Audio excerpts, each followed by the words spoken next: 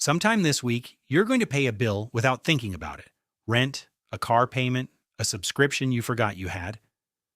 It will take you about 11 seconds. You won't feel anything. And that's exactly the problem because the average middle-class family today spends less on clothing than their grandparents did, less on food, less on furniture, less on appliances. Adjusted for everything, they are more frugal than any generation of the last 70 years.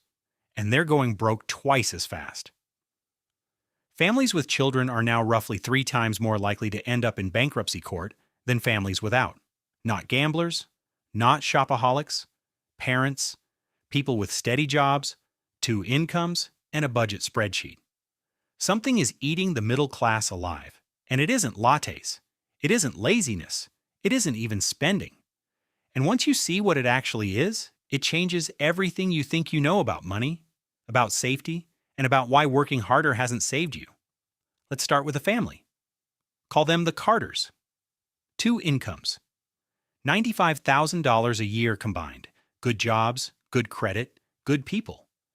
On paper, they are winning. Ask anyone why a family like this goes broke, and you'll hear the same answer. Overspending, too many vacations, too much Amazon. The story we tell is that broke people are undisciplined people. Here's the uncomfortable part. Someone actually checked. In 2003, a Harvard law professor named Elizabeth Warren did something almost nobody in economics had bothered to do. Together with her daughter, Amelia Warren Tyagi, she pulled the actual financial records of thousands of American families who had gone bankrupt. Not surveys, not opinions, court documents, bank statements, the receipts of ruin. She went in expecting to find exactly what you'd expect. Designer bags, restaurant bills, reckless people getting what reckless people get. She found the opposite. The bankrupt families weren't outspending anyone. Compared to families a generation earlier, they were spending less on food, less on clothing, less on the stuff we call waste. Their discretionary spending, the fun money, had actually shrunk. So if the money wasn't leaking out through shopping, where was it going? That's the question this whole video hangs on. And the answer starts with a single purchase, one signature on one document. I'll show you exactly which one in a few minutes, and I promise it's already sitting in your life somewhere. First, you need to see the shape of the trap. Think about your grandparents' budget. 1 income, groceries, clothes, a modest house. Most of their spending was flexible. If a bad month came, they could tighten. Skip the new coat, stretch the meals, the budget could breathe. Now look at a modern budget. Mortgage, 2 car payments, health insurance, childcare, phone plans, internet, student loans. Notice something about that list?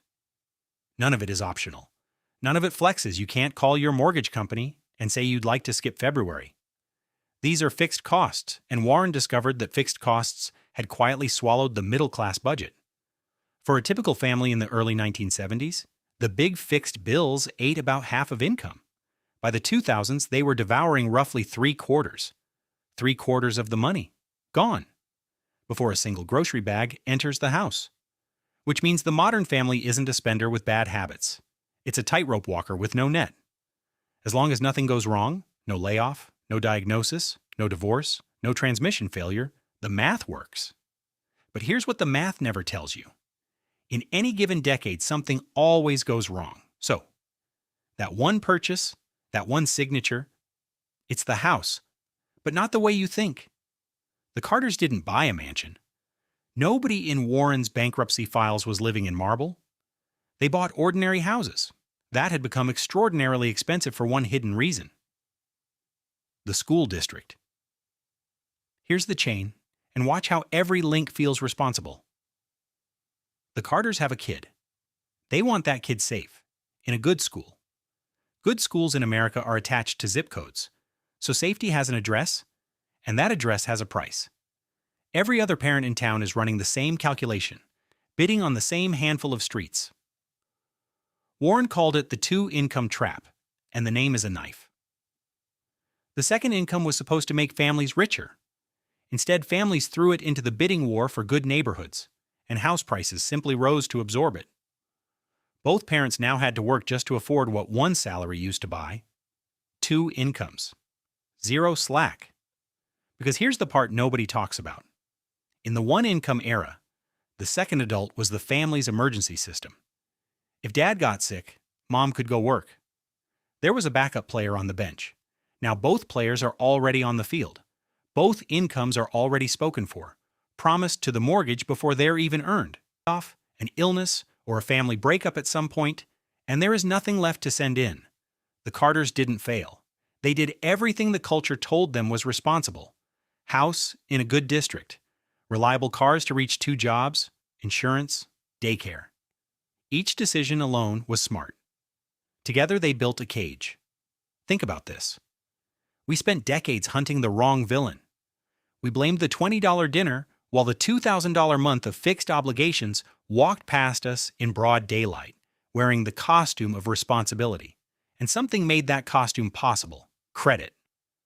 For most of American history, a bank physically could not ruin an ordinary family because a bank wouldn't lend an ordinary family that much rope. Then, starting around 1980, the rules changed. Interest rate caps fell. Lending standards dissolved. By the 1990s, the industry had discovered its most profitable customer. And it wasn't the rich borrower who pays everything off. It was the struggling family that never quite can. The family paying minimums forever. The industry has a name for people who pay their cards in full every month. They call them deadbeats. Read that again. In this system, the person who escapes is the failure. So when the Carters' tightrope finally shook, a layoff, 8 months of one income, the safety net that appeared wasn't a net. It was a credit limit. They borrowed to protect the house, then borrowed to protect the borrowing. The chain that began with a school district ended in a courtroom, and at no point along the way did any single decision feel crazy. That's how ordinary people go broke. Not with a splash. With a signature, then silence, then interest. Now forget the Carters for a second. Look at your own month. Add up only the bills you cannot cancel with a phone call: housing, cars, insurance, debt payments, childcare if you have it. What percentage of your income is spoken for before you're even awake on the first of the month? If it's over half, you're not budgeting anymore. You're servicing. And here's the question that actually matters. The one no budgeting app will ever ask you. If one income in your house vanished tomorrow, how many months until the tightrope snaps? Not could you cut back on takeout. Takeout was never the problem. How long until the fixed costs, the responsible costs, take the house? Most families have never done that math.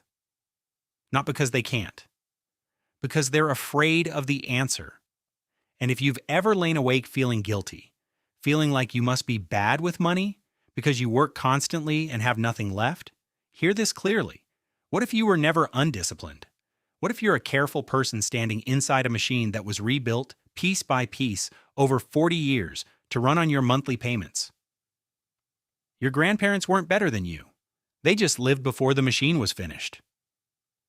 There was a version of middle-class life, not that long ago, where a budget could exhale, where one paycheck carried a household and the second adult was a living safety net, where a bad month meant a tight month, not a countdown, where the house was a home first and a bet second.